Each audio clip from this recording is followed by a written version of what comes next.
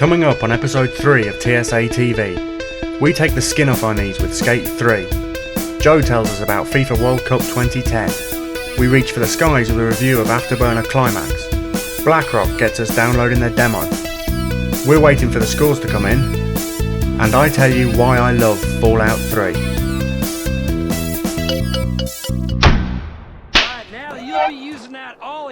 You about to grind on ledges and rails. The third instalment in EA's Skate series is another tip of the hat to realism.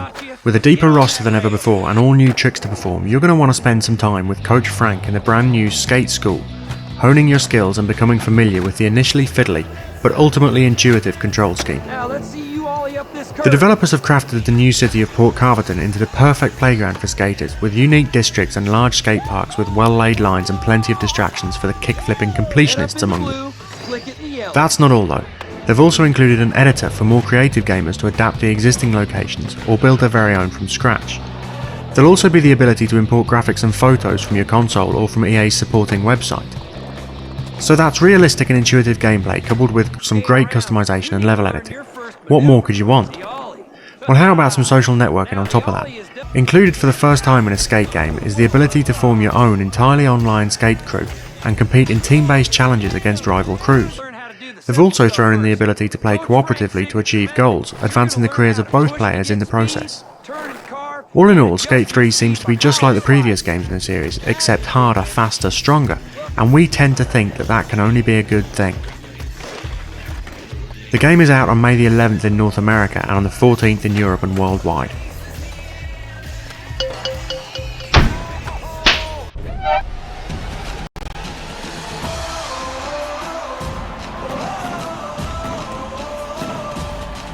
Many people raise an eyebrow every time EA release a new version of FIFA, especially when it comes to event-specific versions such as the World Cup. EA though are out to prove the doubters wrong this year, with 2010 FIFA World Cup South Africa looking to be one of the most promising titles in the series yet.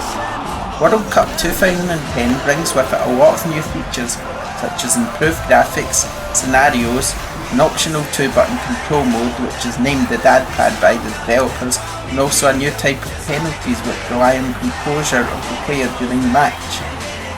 There is also a new World Cup League ladder which is based throughout the entire season instead of just during the World Cup itself. I for one will definitely be pre-ordering FIFA 2010 World Cup. After all, how else am I going to take Scotland all the way to the World Cup finals?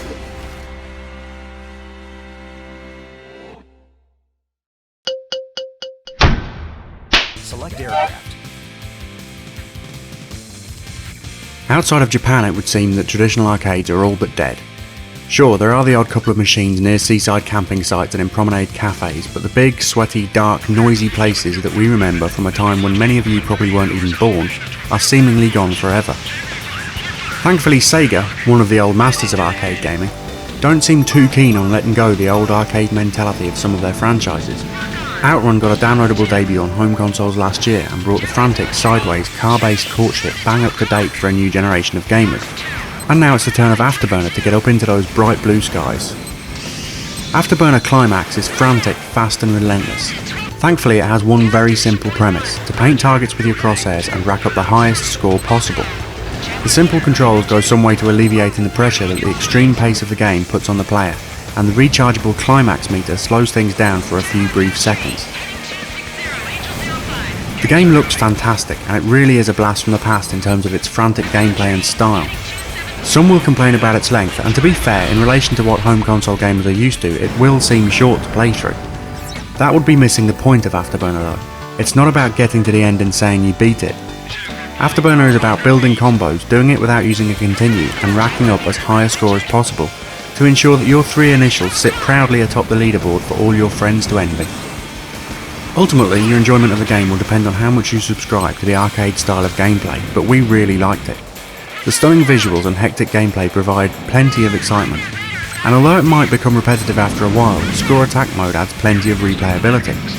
Afterburner Climax gets an explosive 8 out of 10 from us.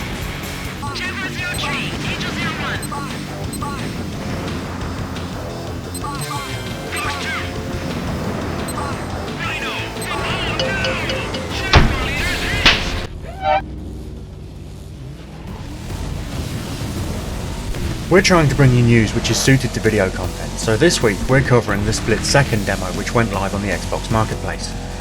It's currently only available for Gold members, but those of you lucky enough to have already downloaded and played it will hopefully be loving the manic racing action. As you can see, Split Second is looking and playing pretty well. The gameplay is based on a reality TV show wherein the racers can charge a 3-sectional meter by performing certain racing tasks like drifting and drafting. Once your meter is charged, you can set off certain power plays, which are essentially traps and shortcuts. Some of the power plays even alter the course of the track, so there is quite a bit of scope to change things up a bit. We're loving our time with the demo so far, and it's really ignited our interest in the full game. This is from BlackRock Studios, who made the vastly underrated off-road racer Pure, so it's no surprise to us that it's playing so well at this early stage. Split Second is currently scheduled for release in Europe on the PlayStation 3 and Xbox 360 on the 21st of May, and we'll keep you up to date with any further news on the game as we get it.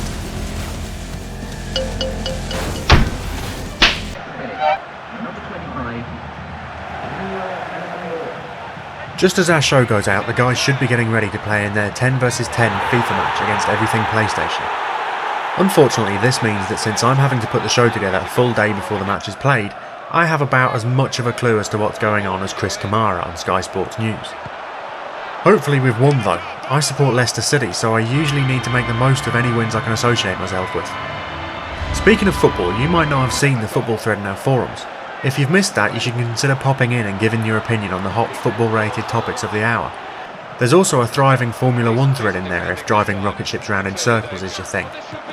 My attempts at starting a bustling thread to discuss kabaddi have gone unnoticed though, unfortunately. Next week on the community section of TSAtv we'll see the launch of our very special Meet the Viewer section. We've been taking down names via our forums, and we'll be contacting people soon with requests for their footage. If I know the TSA community, then this feature might be an enchanting mix of funny, interesting and downright bizarre. Sounds just about perfect to me.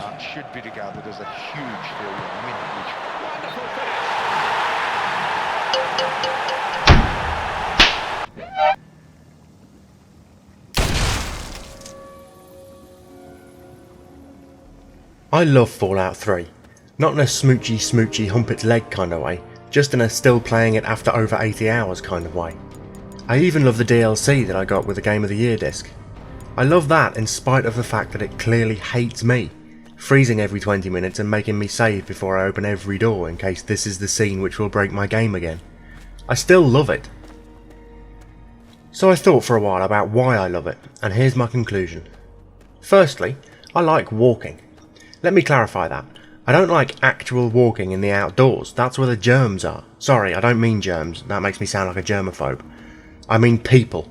Outside is where the people are. So Fallout 3 lets me walk for miles on end without ever having to actually look at a proper human person. Next, I love Fallout 3 because it lets me collect stuff that I don't want. I've got 37 tubes of Wonder Glue and a lawnmower blade, which is probably an antique by now, I've been carrying it around for so long. Fallout 3 lets me shoot things in slow motion. I like this because it seems like good practice for if I ever find myself outdoors the day after all my dreams have come true. Fallout 3 allows me to have a crippled head.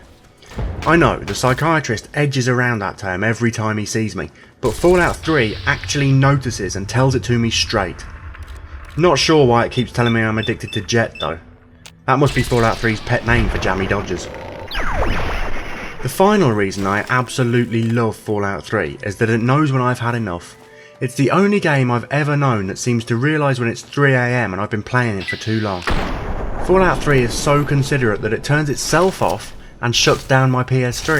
Then, the next day it makes me play the previous 20 minutes all over again as a kind of recap in case I was a bit forgetful.